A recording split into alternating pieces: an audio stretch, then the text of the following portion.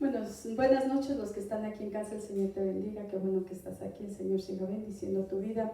Buenas noches, buenos días, buenas tardes los que nos están viendo por internet, el Señor siga teniendo piedad, siga teniendo misericordia de tu vida. Y bueno, hoy trae la palabra Tábata, siempre hay una revelación, siempre hay profundidad, ¿verdad? Y te deja ahí como con la duda, pero te la saca. Entonces, bueno, el tema del día de hoy es buena conciencia o conciencia de pecado, ¿verdad? Hoy vamos a analizar cuál es nuestra conciencia, si es buena o es de pecado. Y bueno, damos gracias a Dios por esta palabra y esperamos que sea de grande bendición para tu vida. Dios te bendiga. Gracias, Gracias a Dios. Ajá. Siento que se me sale el corazón a mí. Desde el énfasis que la hermana puso en decir buena conciencia o conciencia de pecado, ¿no? Bueno, pues está la pregunta, porque lo envié en forma de pregunta. Hermano, toda la escritura es inspirada por Dios, ¿verdad? Es útil para enseñar, para corregir, para redarguir o convencer, para instruir en justicia. Entonces, toda esa palabra la tenemos que mirar que es para justicia, ¿sí? A veces en nuestra mente, que tiene como mucho bombardeo de lo cultural, de lo moral, de lo ético, de la realidad del mundo, justo o justicia nos pega en que es bueno o es malo, ¿no? Pero justicia dentro del lenguaje de la cristiandad, que cree la palabra, porque va a haber cristianos que no creen muchas cosas, ¿estás en justicia? ¿Crees la obra de Cristo? Tú fuiste justo porque aceptaste a Cristo. Así de fácil, ¿no? Entonces, toda esa palabra que tenemos es para instruir en justicia. Los injustos no creen la palabra. Así se porten bien, no se llaman justos, ¿verdad? Se llaman injustos porque no creen en Cristo. Entonces, esta palabra, hermanos, es para instruir en justicia. Ciertamente los testimonios ahorita, llevan a pensar en los atributos, en las obras de Dios, como bien decía la hermana, ¿verdad? En las obras de Dios. Esa es cantar en medio de la congregación y acordarnos de sus piedades. ¿Y cuál es la obra de Dios? Que creamos en su Hijo Jesucristo. Eso dice Juan 6. Déjenme acordarme. Juan 6, 30 o 31. ¿Cuál es la obra de Dios? Que creas en Jesús. Entonces, todos esos testimonios nos llevan a mirar que estamos en una congregación en la que se fomenta una buena conciencia, no la conciencia de pecado. No te están señalando desde aquí. No te están señalando. Toda esta palabra que se predica, y bueno, que aquí los predicadores expertos son los pastores, lo siento por todos nosotros, porque pues tomamos una idea de la palabra que nos hace mucho ruido quizá en unos 15 días, ¿no? Ahí nos viene rebotando y eso es lo que exponemos, ¿verdad?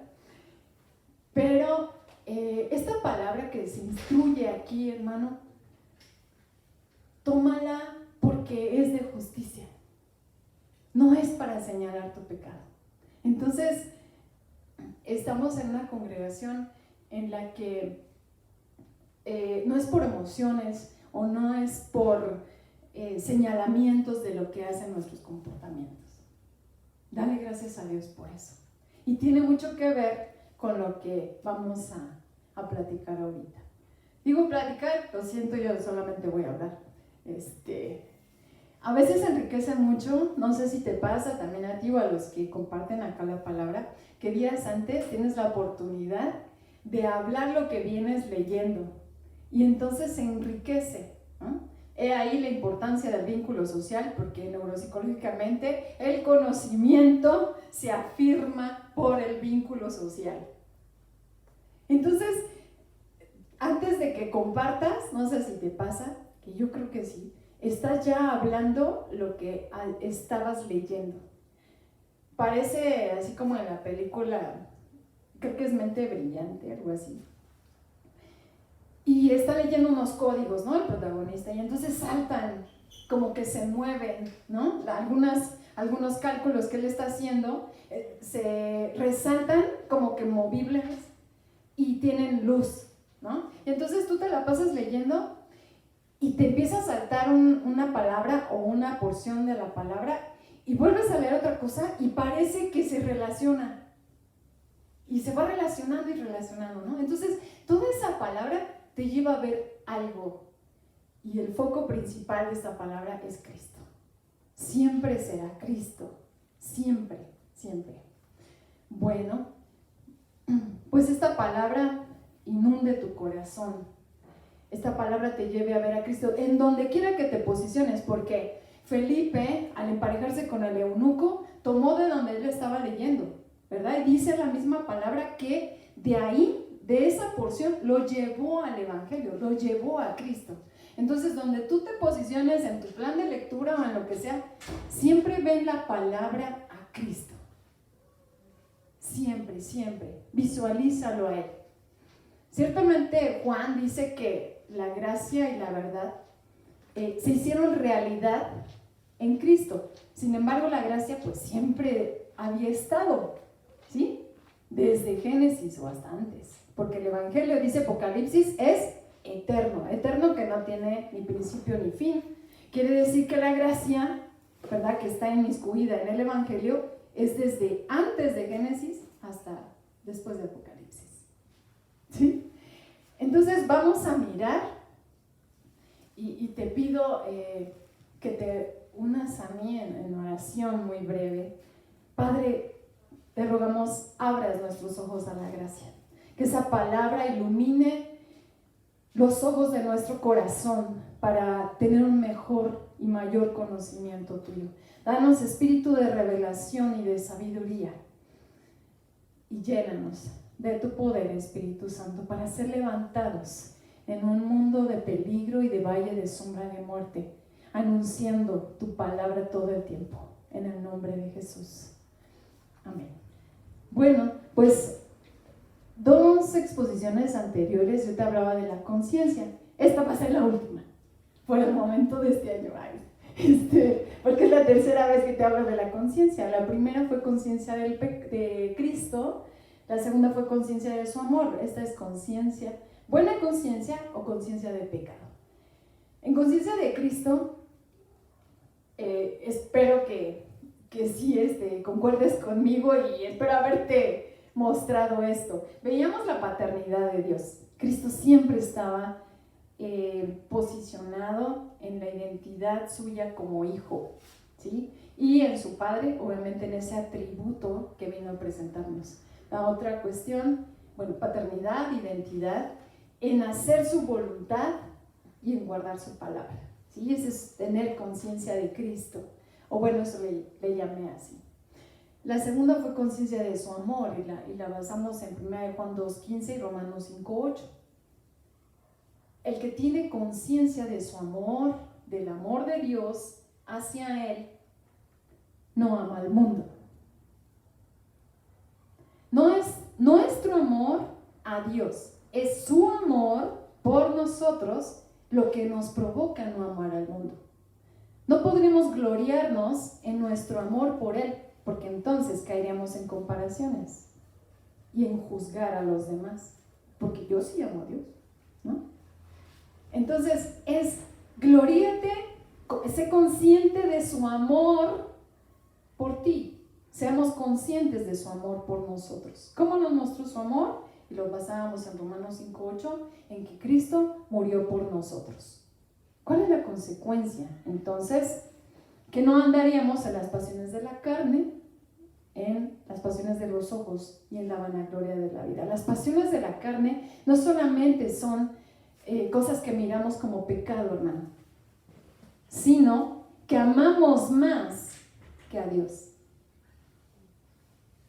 Quiere decir que si tú estás poniendo en un altar tu título, tus estudios, eso no es malo que tú estudies, ¿verdad? Pero es una cosa de la carne, ¿cierto? Entonces, ¿qué cosas amamos más? ¿Las pasiones de la carne? ¿Las pasiones de los ojos? ¿O las cosas vanas de la vida? Seamos conscientes de su amor para que eso no prevalezca en nosotros, ¿sí?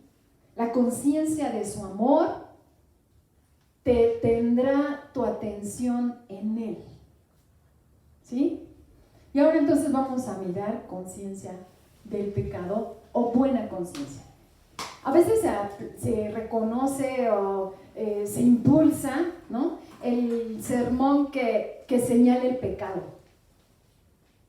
¡Ay, qué bueno estuvo!, ¿no? Porque, digo, yo tengo algunas, no me enorgullece, hermano, ni me avergüenza haber estado en 5 iglesias antes. Pero la verdad es que se señala mucho el pecado y de lo que estamos conscientes o de lo que nos hacemos más conscientes es de mirar lo que hacemos mal. Y, bueno, voy a estar a lo mejor recordándote. Y entonces no estamos en la conciencia de Cristo ni en la conciencia de su amor. ¿Qué estamos teniendo? Una conciencia de pecado en lugar de una buena conciencia. ¿Qué le llama la Biblia una buena conciencia o una conciencia limpia? Aquella conciencia que tiene fe en la obra de Cristo. Si tú tienes conciencia de pecado, le das fuerza al pecado, porque eso dice la ley. Entonces, aquel sermón que se basa más en fortalecer, mire lo que están haciendo de malo, y aquel que está adulterando, y aquel que esté de chismorrón, de murmurador, de lo que sea, ¿no?, de pornográfico, de lo que sea, de mentiroso. Entonces, yo no digo, hermano, que no se tenga que hablar con aquel, porque también la palabra lo dice, y quien tenga autoridad, que aquí pues solamente es el pastor, lo confrontará, ¿verdad? Y él considera prudente, obviamente, tomar la palabra para confrontar en el momento, ¿verdad? Cada quien tiene su momento. Y si es necesario, se confrontará, también la palabra lo aprueba, pero la palabra que instruye debe de ser en justicia, y la justicia es Cristo. No vamos a instruir a una iglesia para que esté totalmente consciente por el pecado, porque eso le da fuerza al pecado. ¿Sí? Bueno, vamos a mirar 1 Timoteo 1, del 3 al 10. Y esta cita también la di en las 2 veces pasadas, pero ahora vamos a tomar en cuenta lo que está antes y después del versículo 5.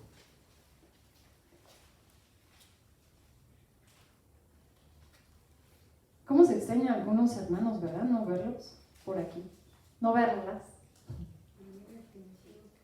1 Timoteo 1, 3 al 10.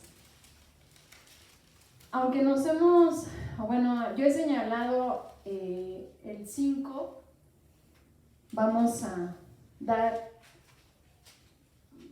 comentar lo que está antes del 5 y después de.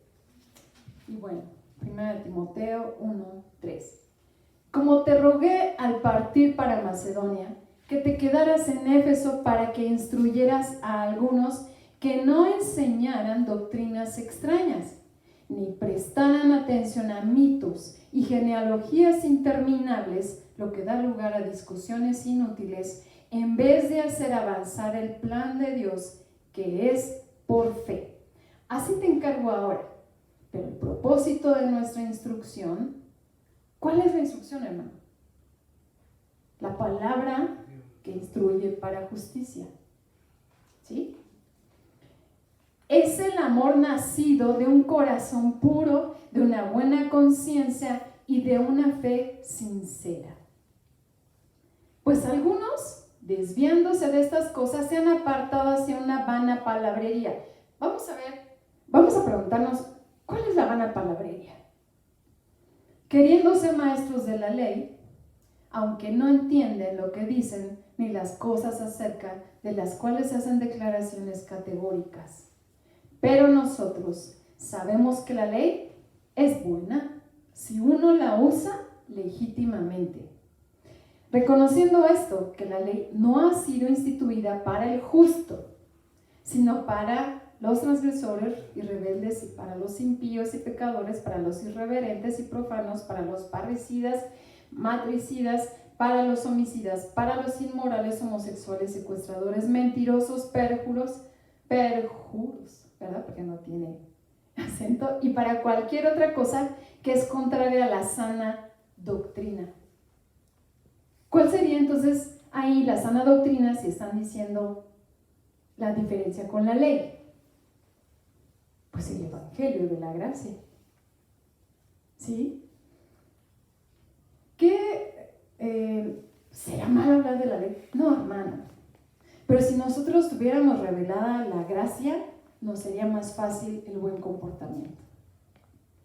Hablar de la gracia no es hacer lo que nos venga en gana.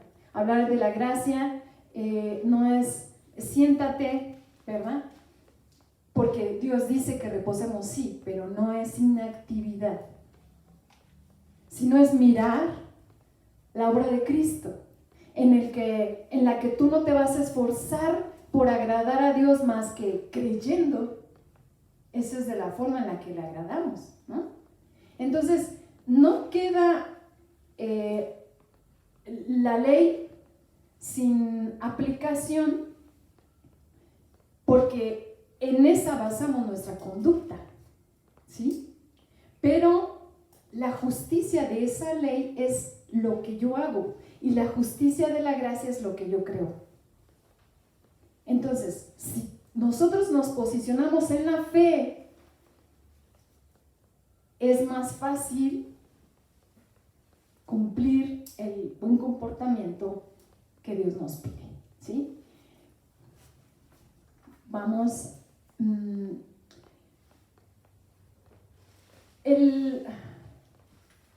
ese tipo de sermón que yo comentaba sobre señalar el pecado, sobre el buen comportamiento o mal comportamiento, ¿sabes hasta qué momento fue señalado por la palabra? Hasta Juan el Bautista. Y se llama ministerio de la condenación. Entonces, si nosotros nos centramos en estar señalando el pecado de alguien, eso ya pasó, hermano. Eso ya pasó. Fue hasta Juan el Bautista. Lucas 16 dice. El ministerio de la condenación llegó hasta Juan el Bautista. Entonces, los sermones que tú te encuentres acusadores, ¿en dónde quedan? ¿En qué época? Con esto no quiere decir que la gracia es hacer lo que nos venga en gana, hermano, ¿eh? ¿Estamos viviendo realmente bajo la gracia? Porque nos estamos juzgando muchas veces por nuestros comportamientos. Y llega la noche y dices, Señor, perdóname por todos mis pecados y por todo lo que hice mal. Realmente estamos entendiendo que mirar a Cristo es saber que Él ya nos perdonó de todos nuestros pecados. Que sabiendo o enfocándonos en eso, no hay más sacrificio que hacer. O sea, si tú sientes que ahora sí me porté muy bien, ¿verdad? Tengo buena conciencia porque yo reconozco mi pecado. Una buena conciencia es la conciencia en la fe. Dice ahí que la limpia conciencia es la que está basada en la fe. ¿La fe en qué, hermano? Pues en lo que hizo nuestro Señor Jesucristo. El justo por la fe vivirá, ¿cierto? Entonces nuestra forma de vida es vivir por fe. Mi justo vivirá por fe. Y si no, no agradará. No me agradará, dice Hebreos, al final del capítulo 10. Mi justo vive por fe, mi justo. Él te apartó para decirte justo, Él te apartó para decirte santo. ¿Que hay un proceso de santificación? Sí, pero también hay una posición de santo. ¿Sí? Entonces, la conciencia que debe prevalecer en nosotros, bajo la gracia, es en la fe de lo que Él hizo. ¿Sí? Vamos a Hebreos 10. Bueno, ahí nos posicionaremos un buen rato. Hermano, si nosotros nos estamos juzgando delante de Dios por nuestros comportamientos, nos estamos acusando. Y tú no te llamas acusador, ¿o sí? Porque acusador se lo dieron, ese significado lo tiene el maligno, y tú no eres el maligno. Tú estás ejerciendo una función de acusador para ti mismo.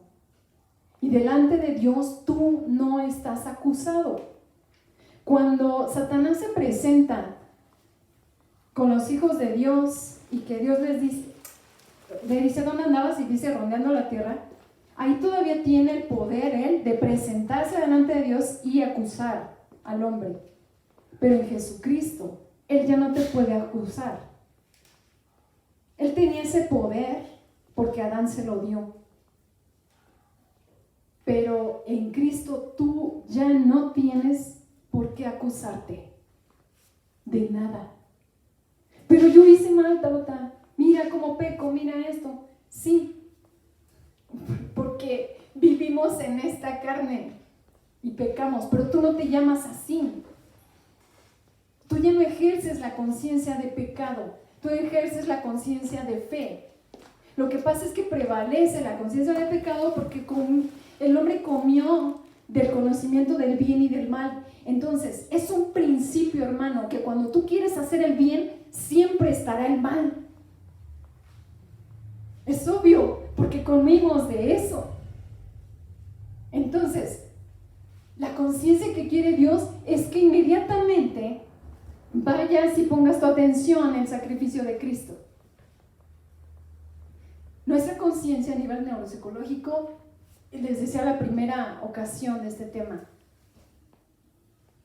puede modificarse, expandirse, reorganizarse y cambiar de percepción. Quiere decir que los cristianos podemos ser las personas más felices, más sanas, más fuertes que ninguna otra, porque tenemos en nuestra conciencia la palabra de Dios. Entonces, esa conciencia, esa buena conciencia, esa limpia conciencia, está fundamentada en la fe de Jesucristo. Pero ¿qué pasa cuando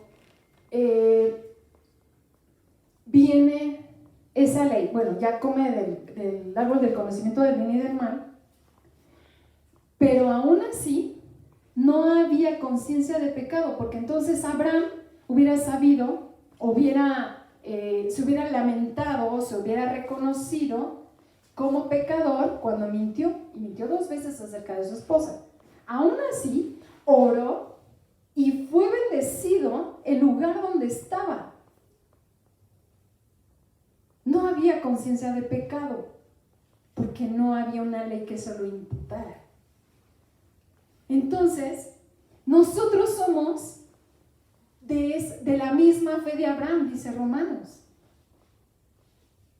¿Por qué? Porque estamos en el periodo de la gracia. Entonces nosotros, si tenemos fe, somos justificados como Abraham. Espero estarme explicando, hermano, porque esto a una persona o a más les hace muchísimo ruido. Mucho, demasiado. A mí me hizo mucho ruido también en algún momento. El Evangelio, hermano, no se trata de un buen comportamiento. El Evangelio, Dios no quiere cambiar tu comportamiento. Ay, pero qué herejía. ¿No? No sé cómo lo tomes. Dios no quiere cambiar tu comportamiento. Dios quiere cambiar tu corazón. Porque del corazón mana la vida. Entonces, esa vida que vamos a vivir está dentro de nosotros. Entonces, a lo que nosotros le tenemos que poner atención es que si estamos creyendo que Jesús nos ha perdonado, que si estamos creyendo lo que Él dice de nosotros, o estamos acusándonos por lo mal que nos portamos. Porque entonces tenemos que poner atención en nuestro corazón, no en nuestro comportamiento. Para eso te doy una cita, tengo un consultorio en un mercado, para cambiar el comportamiento. Y yo les digo a las personas, yo no cambio el corazón, y de ahí viene la raíz del comportamiento. Allá ustedes. No, sí queremos, va. Entonces, pues ya le entran, ¿no? Y les digo, tienen que ejercer su espiritualidad. Porque si no, este proceso, yo me enfoco en lo reeducativo. Entonces, este proceso psicopedagógico no va a funcionar si usted no tiene fe. Así que o ejerce su espiritualidad o se terminan las 10 sesiones. Y ya. Y entonces, pues ya sé quién va, ¿no?, a permanecer. Entonces, ¿qué necesitamos para cambiar el comportamiento? Fe. Fe, hermano. Una conciencia que no se centre en lo mal que te portas, en el pecado que cometiste, sino en Cristo. Venimos hablando de la conciencia de Cristo, la conciencia de su amor, la conciencia no de tus comportamientos, sino de lo que tú crees. ¿Qué estás creyendo? Porque se puede modificar, se puede expandir. Entre más profundas sean las raíces de lo que tú crees, más fuerte y permanente y mejor será el fruto. ¿Sí? Bueno, si la raíz es correcta, el fruto es correcto. Cuanto más, lo repito, cuanto más profundas sean las raíces, mejor es el fruto. ¿Por qué nuestra conciencia quiere juzgarnos en lo que hacemos? Por esto que te comentaba, haber comido del conocimiento del bien y del mal. Y entonces todos nos juzgamos, todos nos comparamos. Siempre es una comparación terrible en todos lados. Es inherente al ser humano estarse comparando, ¿verdad? En términos de teorías del desarrollo, hay parámetros que comparan para que uno, como profesional de la salud, compare si una personita está en los parámetros esperados. Siempre estamos comparando, sea para un proceso de salud, sea para un proceso de trabajo, una promoción, siempre estamos comparando. Siempre. Por eso entra con hacerse presente la conciencia de pecado. Porque estamos comparando qué está bien, qué está mal, qué está bien. Cuando Dios no nos llamó a comparar qué estaba bien y qué estaba mal, nos llevó, nos tomó, nos santificó para poner nuestra mirada en las cosas de arriba, no en las de la tierra.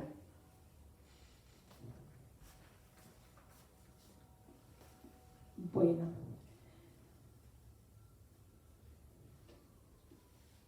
vamos a mirar también que cuando la ley entra, porque bueno, desde Adán hasta Moisés no había esta conciencia de pecado, hasta que viene Éxodo 19 y todos así muy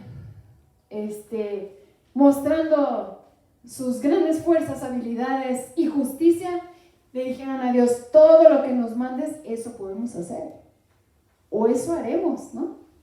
Dijeron, sí, va. Entonces te pongo una ley en piedra que te va a condenar, que es un ministerio de muerte, de condenación y de pecado. No porque la ley sea todo eso. La ley es perfecta, es santa, es pura. Pero no, ella es justa, pero no justifica a nadie, no purifica a nadie, no santifica a nadie. Entonces, nuestros comportamientos no nos santifican, hermano. Nos santifica la obra del Espíritu Santo. Y el fruto de justicia es buenas obras. Entonces, ¿qué dijeron? Mándanos todo lo que... Ni siquiera Dios les había dicho que les iba a poner en piedra cuando dijeron, todo lo que tú nos mandes, eso podemos hacer. Y cuando nosotros nos jactamos de nuestra fuerza en justicia, en nuestras habilidades, en nuestra sabiduría, caemos más en pecado. ¿Qué pasó en lo que le estaban dando las tablas a Moisés? Estaban haciendo un becerro de oro. Inmediatamente cayeron en pecado. Y comienza más fuerte la conciencia de pecado en compararse, ¿verdad? Y en acusarse. Se arrepentían y el Señor los aceptaba de nuevo. Aunque Él siempre los aceptó, Él siempre se rige en un pacto de gracia, hermano. Nada más que antes eran sombras y ahora es evidente, ¿no? Así que siempre el hombre se va a jactar de eso. Y entonces lo que quiere hacer es cosas para que Dios lo acepte. Ya me porté bien, ¿por qué no me bendices? Estoy orando, estoy ayunando, estoy haciendo esto, me estoy portando bien. Estoy haciendo lo que mis padres me dicen. Ya no me estoy horas en el YouTube o ya no veo pornografía. ¿Por qué no me bendices? A ver, un momento, no es así. ¿Estamos creyendo lo que Jesús hizo? ¿Estamos nombrándonos como Él nos nombra? Porque entonces estamos cayendo en la comparación. Todo lo que nos mandes, eso haremos. Así que este ministerio empieza a ser de condenación. Te dije al inicio que aquí hay un ministerio que nos habla de justicia en esta iglesia. Vamos entonces ahora sí a Hebreos. Hebreos 10.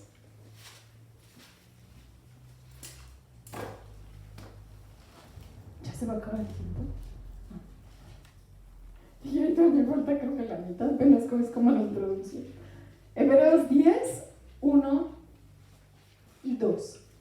Pues ya que la ley solo tiene la sombra de los bienes futuros y no la forma misma de las cosas, nunca puede, por los mismos sacrificios que ellos ofrecen continuamente, año tras año, hacer perfectos a los que se acercan.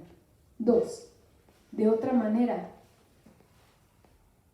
¿no habrían cesado de ofrecerse, ya que los adoradores, una vez purificados, no tendrían ya más conciencia de pecado? El contexto, o bueno, parte del contexto, está hablando sobre los sacrificios que ofrecía el sacerdote continuamente y el sumo sacerdote cada año. Esos sacrificios no hacen perfecto en la conciencia al que los ejerce, al que los ofrecía, ¿verdad? Se transfería al animal el pecado y él quedaba absuelto, ¿no? Y ya quedaba perdonado y se iba. Pero tenía que hacer algo, ¿verdad? Presentar un animal.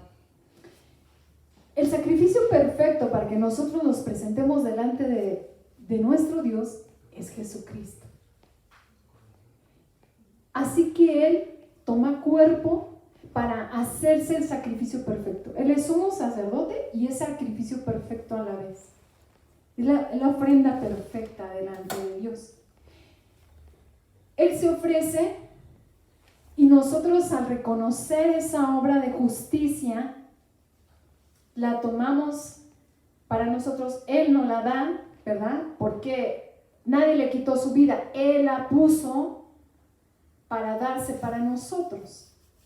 Si lo tomamos, nosotros vivimos en una conciencia limpia, hermano. Si tenemos fe todo el tiempo en la obra de Jesucristo, nuestra conciencia no estará en el pecado, estará en Jesucristo. ¿Pero es que peco? Sí, pero tú tienes que mirar a Cristo. La serpiente levantada en Moisés fue Cristo. No era para que vieran lo que estaban haciendo, era para que vieran a Jesús. Jesús diciendo, Moisés les habló de mí. Y así como que yo les he dicho, ¿qué? ¿En dónde? ¿No? ¿Por qué? Porque no estaban abiertos sus ojos a la gracia.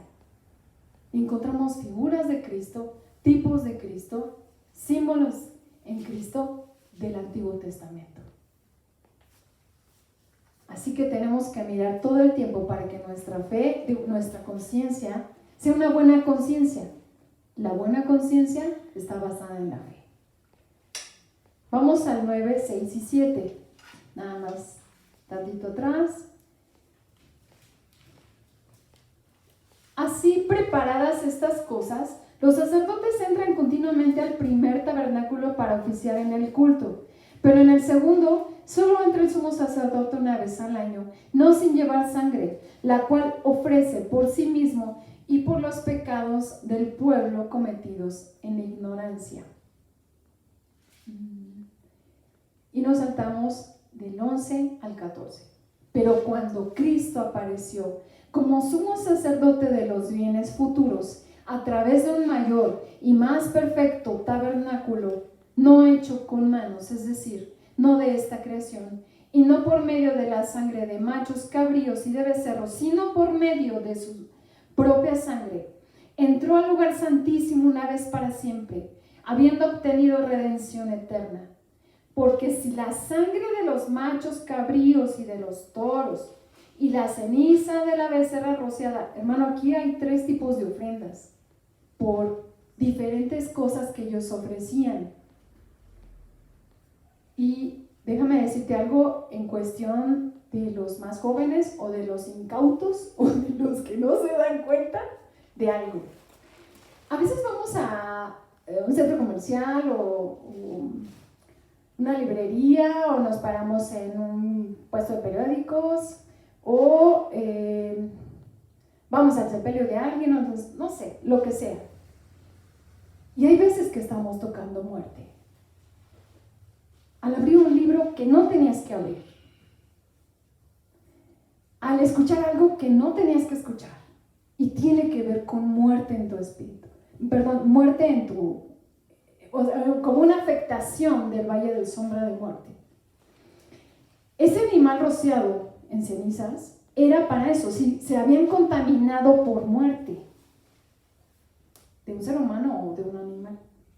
Entonces, cuando nosotros tocamos algo, leemos algo, escuchamos algo que tiene que ver con muerte, a veces hasta tenemos afectaciones en nuestro propio cuerpo y no nos damos cuenta, y ahí tenés que llamar al Espíritu Santo de Dios y te revele si hay algo que tocaste por muerte, que tocaste de muerte.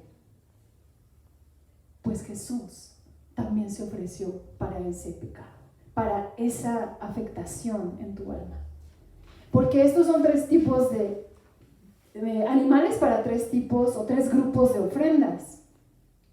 Dice, porque si la sangre de los machos cabríos y de los toros y la ceniza de la becerra rociada sobre los que se han contaminado, con lo que pienses, hermano, santifican para la purificación de la carne, o sea, en ese momento santificaban, ¿verdad? Tocaste un muerto, entonces te tienes que ir a santificar, te tienes que ir a purificar según el rito de la ley. ¿Cuánto más la sangre de Cristo, el cual por el Espíritu Eterno se ofreció a sí mismo sin mancha a Dios, purificará su conciencia de obras muertas para servir al Dios vivo? Parte de las obras muertas son aquellas que, aun siendo buenas, están hechas en la carne. Entonces, de eso nos purifica el Señor. De cosas que no nos damos cuenta, de cosas que sí nos dimos cuenta y de muchos tipos de pecado. Por todo eso, Él ya murió. Tu conciencia, mi conciencia tendría que estar puesta, su atención en Jesús, en todo lo completo, todo lo sublime, todo lo pleno que tiene el sacrificio de Cristo para nuestras vidas. Es completo, hermano. La vida de resurrección de Cristo se imparte en nuestro cuerpo, en sanidad, en nuestra alma y en nuestro espíritu.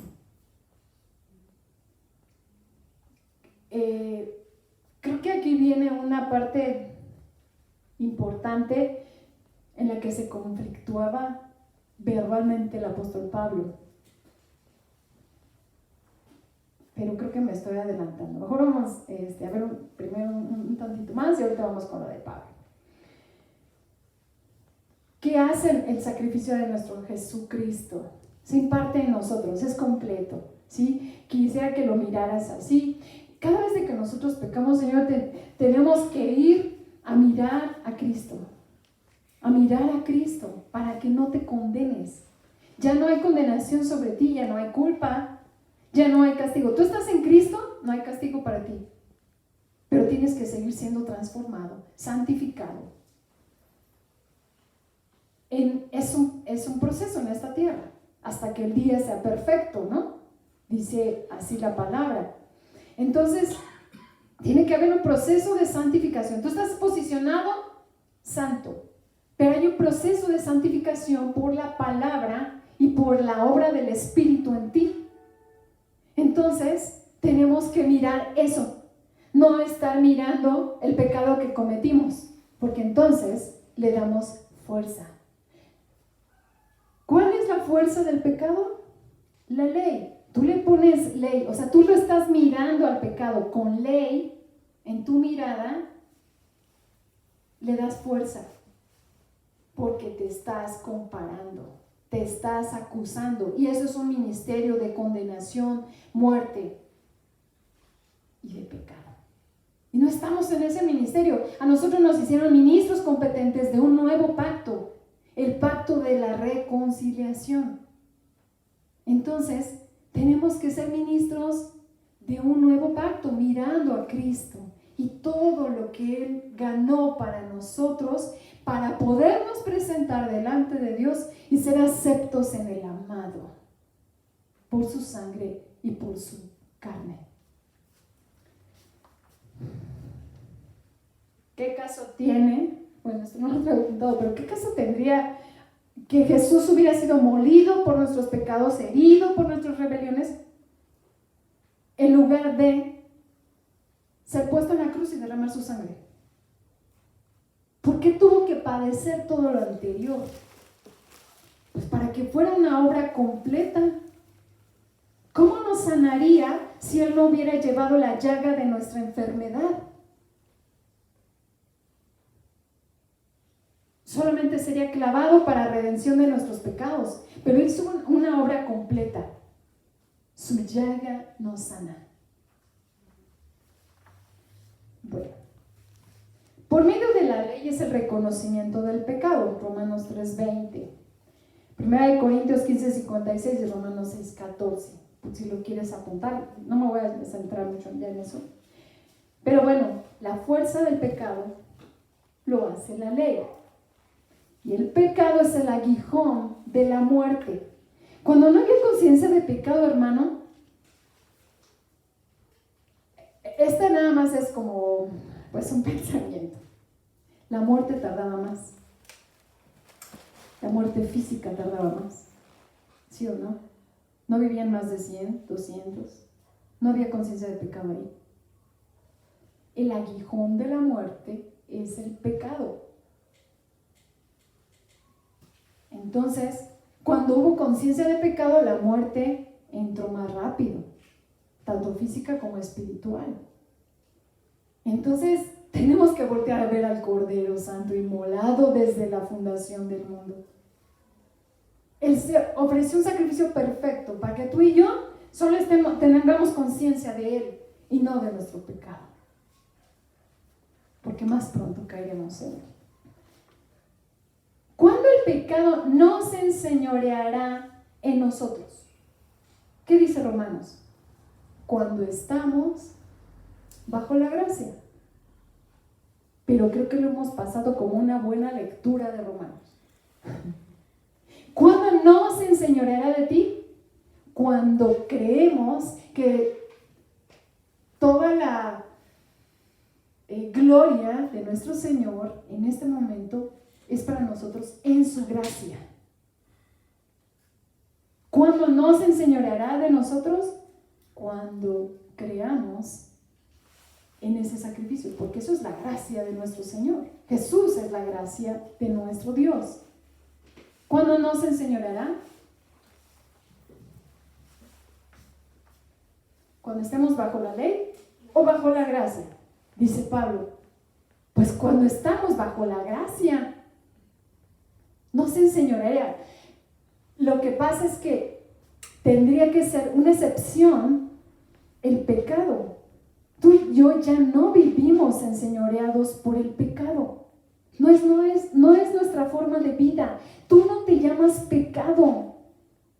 Por eso para Juan, yo pienso que él veía a los cristianos sin pecado. No porque no pecaran. Hebreos dice, a los espíritus de los santificados hechos perfectos. Entonces, Juan veía al cristiano, al Hijo de Dios, al que se sabía amado, porque si eres hijo, por tanto amado. Eso lo vimos en conciencia de su amor. Si eres hijo, por tanto amado. Entonces, no puedes ver al hermano como pecador. No podemos ver eso. Él es amado igualito que tú. Es que me hizo unas cosas, es que me mintió, es que me robó, es que habló de mí, es que me vino a echar pleito. A ese lo ama Dios igualito que a ti, que a nosotros. ¿Cuándo el pecado no se enseñoreará de nosotros? Pareciera que es una imposibilidad en la que nos pone Pablo. ¿Cómo viviremos, pues, en Él? ¿Cómo? ¿Cómo vamos a vivir en Él si estamos poniendo nuestros ojos en Cristo? El pecado ya no tendría que enseñorearse, pero tenemos que creerlo. Tenemos que creer que la obra, primero, es de Jesús, no nosotros. No es por nuestro esfuerzo. Hagas lo que hagas, Dios no necesita nada para perdonarte, porque Él ya nos perdonó antes de que le pidiéramos perdón. ¿O no? Él ya nos perdonó en la cruz. Entonces, yo haga lo que haga, Él ya me perdonó. Solo tengo que ir a Él y reconocer que Él me perdonó. Con nada puedo ganar el perdón de Dios. Porque dice, pero ya no hay ofrenda que hacer por el pecado. Ya no la hay. Tenemos que mirar que Él nos perdonó, que Él nos aceptó por la sangre de Jesús. Bajo la gracia no podemos vivir en conocimiento del bien y del mal, hermano, sino en qué me produce vida y qué me produce muerte. Porque a tus ojos, a los ojos de cualquiera, algo es bueno y otra cosa es malo. Y a ti no, y al otro sí. Y bueno, es un mundo de pareceres, ¿no? De opiniones. Porque te repito, tú quieres hacer el bien, pero el principio de esto es que si quieres hacer el bien siempre estará presente el mal, porque te estás esforzando en hacer bien. No te esfuerces en hacer bien, hermano. No te esfuerces en estar valorando tus conductas. Esfuérzate en creer la palabra. Esfuérzate en que la mente te renueve, en que la palabra se afirme en tu corazón, sea sellada por la sangre de Jesús, esas leyes que Él escribió en tu mente y en tu corazón. Hebreos 8 y Hebreos 10. las selló con su sangre. Y no fueron escritas en piedra externa, sino en las tablas de nuestro corazón. ¿Verdad? Eso dice la palabra. Están selladas con sangre, porque después que Moisés recibió las tablas, hizo un sacrificio para que hubiera sangre. Pues la sangre que hay sobre ti, después de que Él puso sus leyes en ti, la sangre es la del Cordero de Dios, la que sella las leyes que están escritas en tu mente y en tu corazón, como para que nos estemos acusando. No tienes ese nombre, por favor ve con libertad a Dios y agradécele el poder estar en los terrenos de su reino, lo que no tienen el privilegio todos los demás, que son injustos. Y ya hablamos del término, ¿verdad? Dice Pablo, en mi carne no hay nada bueno, no, solo en tu espíritu. Y Dios ve a sus hijos perfectos. Pablo en algunas cartas les llama a los santos, a los santificados, a los perfectos. Porque así nos ve Dios. No porque no cometas algo malo, sino porque Cristo está de intermediario. ¿Te quieres someter a la ley? Caes en el poder del pecado. Así que mira con los ojos de la fe. Esto que estoy haciendo está de acuerdo a lo que yo creo de Jesús. No te pongas en conciencia de tu pecado, sino en la conciencia de Cristo, de su amor y de su obra completa. Esa es una buena conciencia. Vamos a Hebreos 12, 23.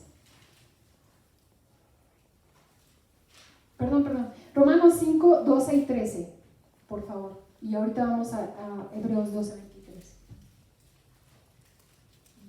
Creo que ya casi terminamos. Alguien lo lee, ya hasta me agarró los nervios, ni lo encuentro.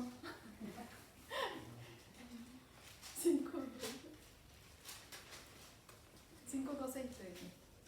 Por tanto, tal como el pecado entró en el mundo por un hombre y la muerte por el pecado, así también la muerte se extendió a todos los hombres porque todos pecaron. Pues antes de la ley había pecado en el mundo, pero el pecado no se imputa cuando no hay ley.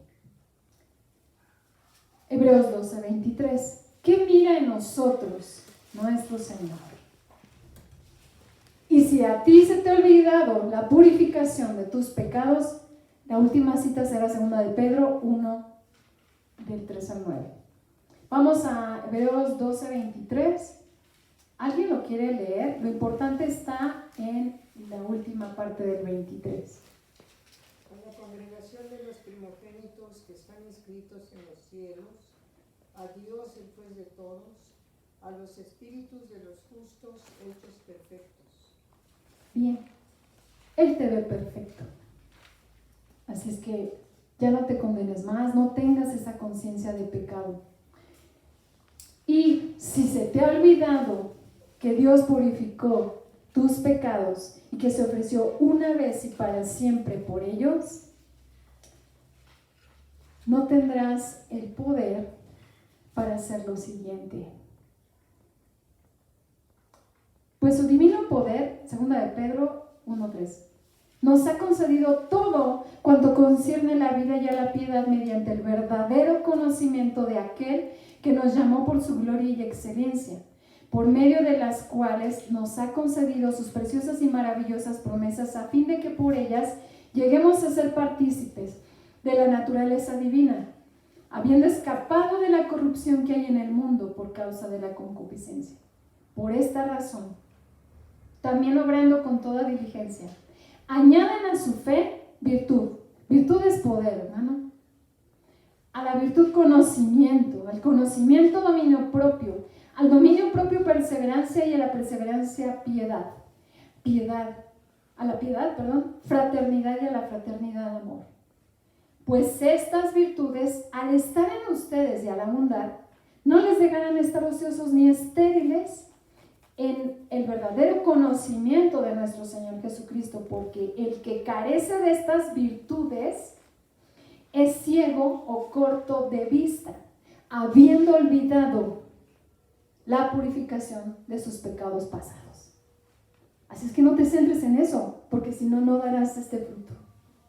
A tu fe no podrás añadir virtud, no podrás añadir conocimiento, no podrás añadir dominio propio, piedad y amor, porque estás olvidando la purificación de tus pecados. No te centres en eso, en tu pecado, sino en que ya fueron borrados por su sangre. ¿Sí?